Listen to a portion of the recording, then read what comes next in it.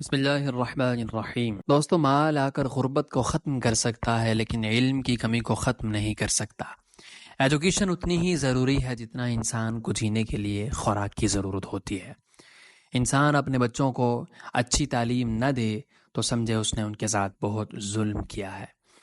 یقیناً ہر ملک سے دوسرے ملک میں لوگ علم حاصل کرنے کے لیے سفر کرتے ہیں۔ یہ آج سے نہیں بلکہ پوری دنیا میں ایسا کئی سالوں سے قدیم عرصے سے ہو رہا ہے۔ دوستو، آج کی ویڈیو میں ہم آپ کو بتانے جا رہے ہیں ایجوکیشن کے متعلق 5 احادیث۔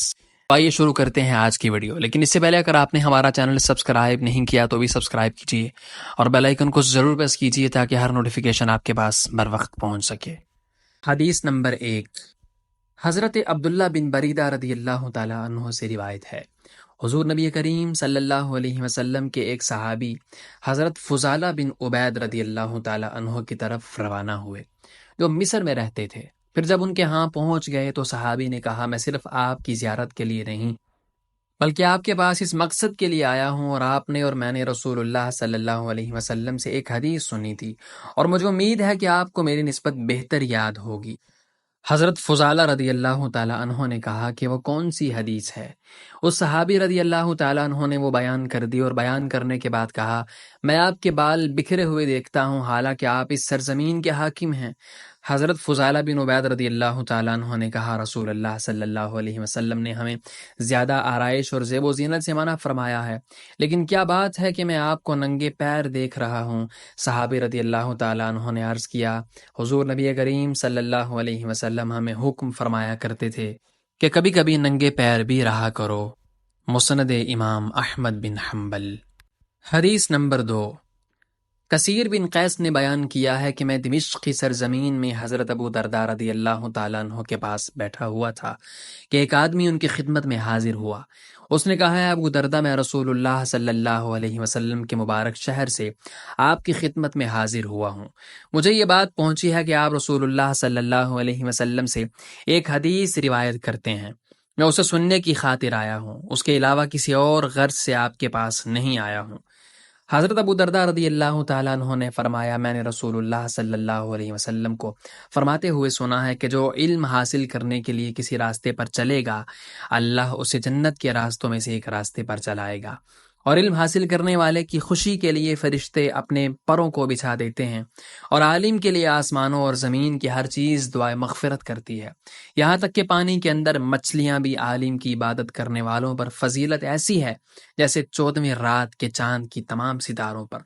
علماء ہی انبیاء کرام کے وارث ہیں، کیونکہ انبیاء کرام کی میراث درہم و دینار نہیں ہوتے بلکہ ان حضرات کی میراث انبیاء کا علم ہوا کرتا ہے۔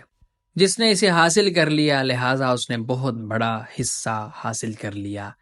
اس حدیث کو امام ابو داؤد اور امام ابن ماجہ نے روایت کیا ہے۔ حدیث نمبر 3، حضرت ابن عباس رضی اللہ تعالی عنہما بیان کرتے ہیں، جب حضور نبی کریم صلی اللہ علیہ وسلم کا وصال ہو گیا تو میں نے ایک انصاری صحابی سے کہا، اے فلاں، آؤ ہم نبی اکرم صلی اللہ علیہ وسلم کے صحابہ کرام سے احادیث کے بارے میں دریافت کریں، کیونکہ آج تو ان کی تعداد بہت زیادہ ہے۔ وہ شخص بولا، ابن عباس، مجھے آپ پر حیرت ہوتی ہے کہ آپ یہ سمجھتے ہیں کہ اس بارے میں لوگوں کو آپ کی ضرورت ہوگی، حالانکہ نبی کریم صلی اللہ علیہ وسلم کے صحابہ میں سے اتنے لوگ علم کے لیے موجود ہیں جو آپ بھی جانتے ہیں۔